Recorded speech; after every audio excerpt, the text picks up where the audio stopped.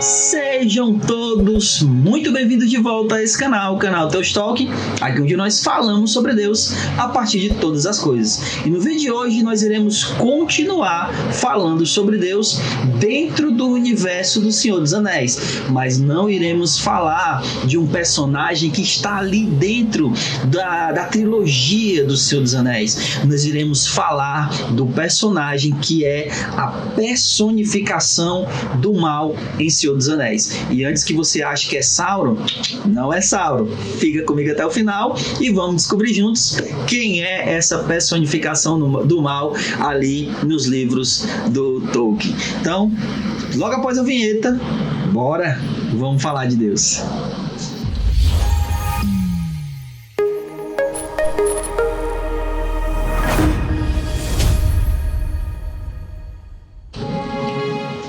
Então vamos lá, vamos falar de Deus, mas antes deixa eu pedir a você para se inscrever no canal, curtir esse vídeo, compartilhar, ativar o sininho para não perder nenhum vídeo, tá certo? Para que o YouTube, todas as vezes que a gente postar vídeo aqui, você ser notificado, olha, tem vídeo novo, o YouTube vai mandar para você, mas ele só vai fazer isso se você ativar o sininho. Mande aí para quantas pessoas você achar que deve assistir esse vídeo. Então, nesse vídeo aqui, nós iremos falar, né, sobre um personagem que, no universo do Senhor dos Anéis, ele é a personificação do mal. E se você apenas assistir os filmes, você vai achar que a gente está falando aqui de Sauron, né? Mas, na verdade, Sauron, ele é um servo desse que é a personificação do mal nos livros do universo do Senhor dos Anéis. E quem é esse tão mal, né? Essa personificação do mal aqui? O nome dele é Melkor, tá bom?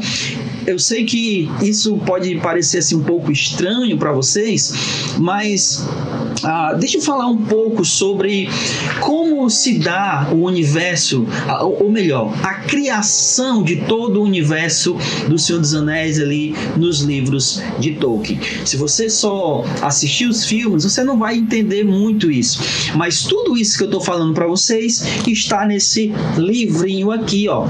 Opa, calma, aqui, Silmarillion, tá? Esse é o livrinho onde fala sobre toda a criação do universo ali do Senhor dos Anéis. E aí, obviamente, antes de eu falar sobre isso, eu quero deixar bem claro aqui uma coisa. Eu não estou dizendo que a maneira como o Tolkien está falando que todas as coisas foram criadas é aquilo que a gente acredita, tá bom? Mas, porque, na verdade, Tolkien ele está falando aqui no Silmarillion como esse universo que ele pensou para o Senhor dos Anéis foi criado. Ele não está dizendo que o mundo que a gente vive foi criado dessa maneira. Ele está mostrando que essa criação aqui desse universo foi feito dessa forma. Então você vai ter ali o Eru Ilúvatar, que é aquele que é o ser todo-poderoso. E ele tem ali seres hierarquicamente menores do que ele. Eru Ilúvatar seria como o Deus Todo-Poderoso, e ele detém a chama, né? A chama da eternidade, a chama eterna, né? Que seria a chama da vida ou algo dessa natureza. E ele tem ali os seres ali mais, digamos assim, os seres hierarquicamente menores do que eles, tá? Que são os Valar. E esses seres, eles são muitos seres. O mundo foi criado por intermédio das canções que eles cantavam. Então era como se eles cantassem essas canções, o mundo fosse idealizado e depois eles descem para essa realidade aqui e começam a criar a Terra, que eles vão chamar de Arda, tá, ok? Então, o que acontece é que dentro desses seres, um deles era mal. Ele fica mal, porque ele queria, por inveja, dominar tudo isso. Ele queria ser aquele que cria todas as coisas, mas ele acaba que não sendo essa figura. Ele acaba se tornando mal por causa da inveja que ele acabou tendo dos seus irmãos por conta de tudo que eles criaram. E aí o que acontece? esses seres, né, Manaue, né, enfim, eu não vou nem nomear eles aqui para mim não me perder, porque são alguns, né, e eu não quero, assim, como é que eu posso dizer, esquecer, né, de algum desses seres, mas eles têm alguns seres, e aí tudo que esses seres iam criando, o Melkor, ele acabava tentando de alguma maneira corromper essa criação dos seus, entre aspas, irmãos.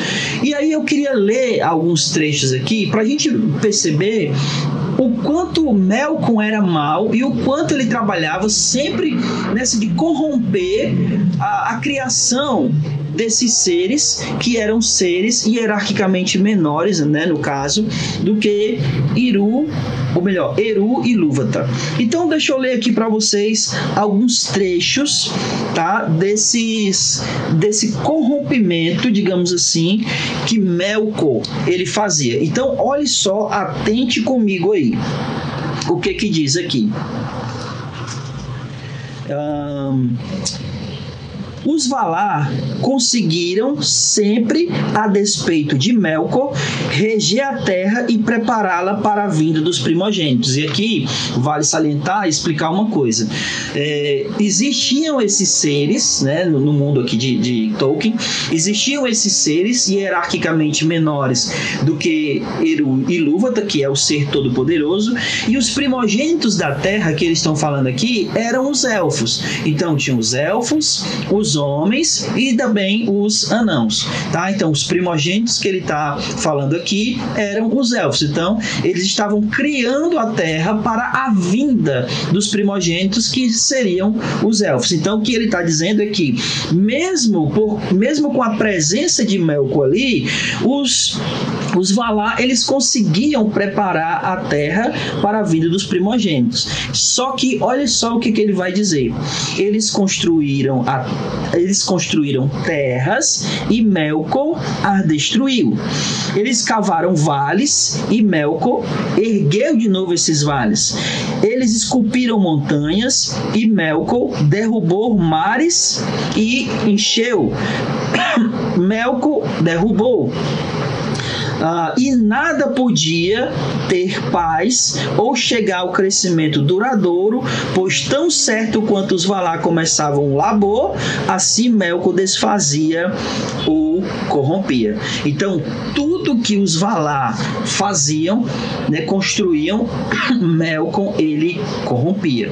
Vale salientar uma coisa, que tanto elfos como os homens, eles são criação de Eru e Ilúvatar, que é o ser todo-poderoso. Eles não são criação dos Valar, tá? E até uma coisa importante de falar aqui, que eu comecei falando sobre isso, né, que Melkor, ele é a personificação do mal, não é Sauron, que é o mal que a gente vê lá em Senhor dos Anéis, né, o grande vilão lá no Senhor dos Anéis é Sauron, mas Sauron era um servo de Melkor, tá? Então, Melkor, ele era como se fosse um dos Valar, e o Sauron era um Maiar, ele estava numa hierarquia abaixo do Melkor, tá bom? Mas o meu ponto aqui, para você perceber, é que Melkor, ele corrompia ou destruía tudo que os Valar intentavam fazer. E não era somente isso. Olha só o que vai dizer aqui. A morte é a sina, o dom de Ilúvatar, o qual, conforme se desgasta o tempo, até os poderes hão de invejar. Mas Melkor lançou sua sombra sobre este dom e o confundiu com escuridão, e fez vir mal do bem e medo da esperança. Então, olha só, o que ele está dizendo é que a morte, ela era um dom de Eru e Ilúvatar. Porém, Melkor, ele consegue deturpar esse dom da morte, e aqui ele está tratando a morte como se fosse um dom, porque a ideia aqui dele dizer que a morte era um dom é porque a morte, ela levaria a pessoa que morreu, né, o homem que morreu, à presença de Eru e Ilúvatar. Então por isso era um dom. Mas o Melkor, ele era tão mau que ele conseguiu fazer com que esse dom se transformasse numa maldição.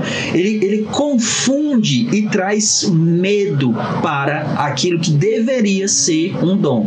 E obviamente aqui vale salientar que nós estamos falando dentro do universo do Tolkien, tá? Eu não estou dizendo que para nós a morte seria um dom. Estou dizendo que dentro do universo do Tolkien seria isso.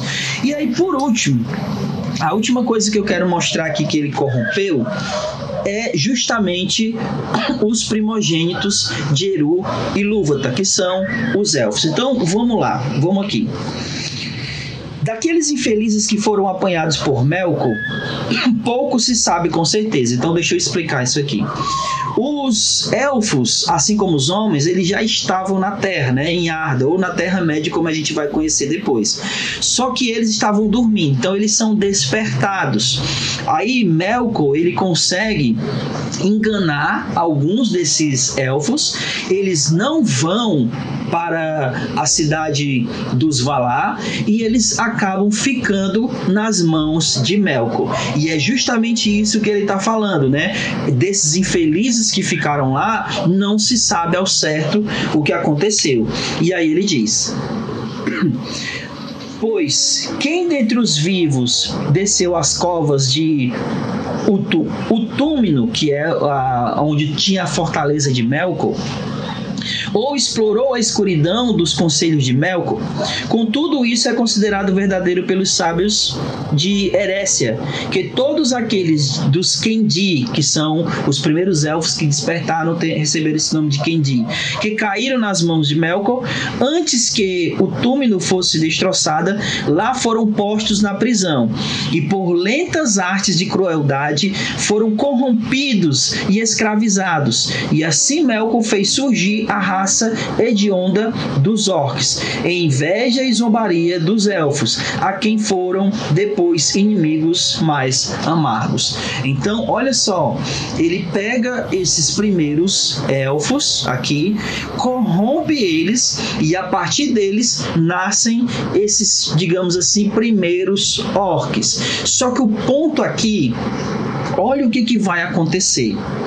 E no fundo de seus corações sombrios, os orcs abominavam seu mestre, né? Porque eles foram feitos mediante tortura, né? Mediante mal. E aí eles não obedeciam a ele porque o amavam, mas por medo, né? E eles odiavam o seu mestre por causa disso. Aí ele diz: eles abominavam o mestre a quem serviam por medo, criador somente de sua miséria. Pode ser que este tenha sido o feito mais vil de Melkor e o mais odioso aos olhos de Ilúvatar. Então aqui Melkor, ele corrompia tudo que ele tocava, e tudo isso por inveja. Note que ele faz isso com os elfos como zombaria, ele está zombando da criação dos elfos, né?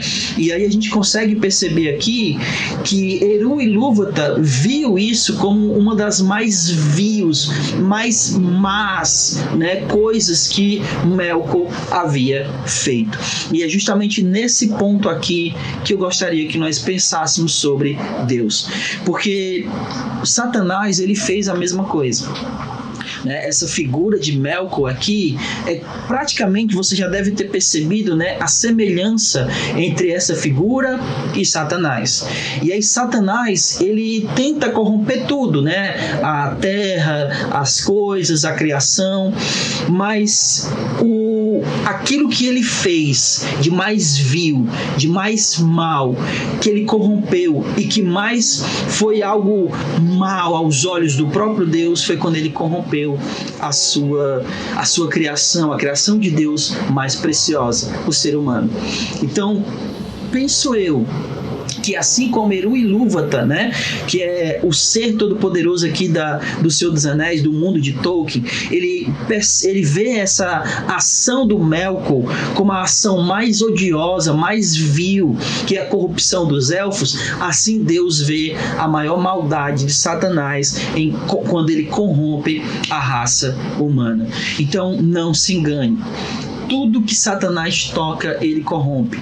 Tudo que Satanás toca, ele transforma em maldade. Sejam as coisas mais belas, sejam as coisas mais boas, quando ele mete a mão, tudo aquilo se torna mal e vil. E é isso que eu gostaria que nós pensássemos, que a gente não pode de maneira nenhuma permitir que Satanás entre em nossas vidas, em nossas casas, em nossas famílias, que eles toquem em qualquer coisa que seja da nossa vida, porque se isso acontecer, ele vai corromper. Ele corrompe casamentos, ele corrompe filhos, ele corrompe maridos, ele corrompe esposa, ele corrompe famílias, ele corrompe igreja, e nós não podemos deixar que Satanás adentre em nossas casas, em nossas famílias, em nossas igrejas. Nós precisamos, de fato, estarmos sempre aos pés do nosso Senhor e Salvador Jesus, porque assim sendo, nós estaremos dentro desse propósito e protegidos pelo nosso Senhor. Então, essa figura aqui do Melkor, ela é a figura totalmente de Satanás. E uma última coisa aqui: se Melkor corrompia tudo e a maior corrupção dele foi o gênero aqui dos elfos, Satanás corrompe tudo e a maior corrupção dele foi o gênero humano.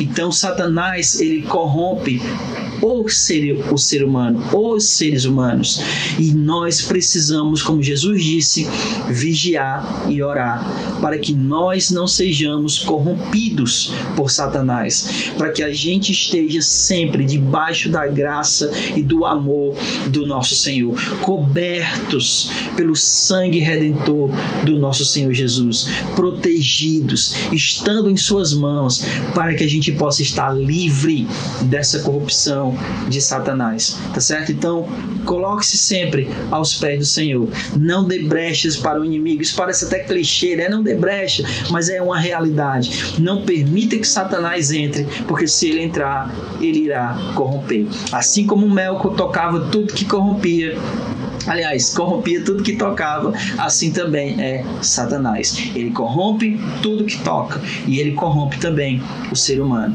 Então, para que o ser humano que esteja corrompido seja novamente purificado, isso só acontece mediante o nosso Senhor e Salvador Jesus. Espero que você tenha gostado. Esse é o vídeo de hoje. Curta, comente, se inscreva, compartilhe com mais pessoas que precisam ouvir essa mensagem, tá bom? Então, esse era o vídeo de hoje. Fique com Deus. Deus abençoe a todos e até o próximo vídeo em nome de Jesus. Tchau.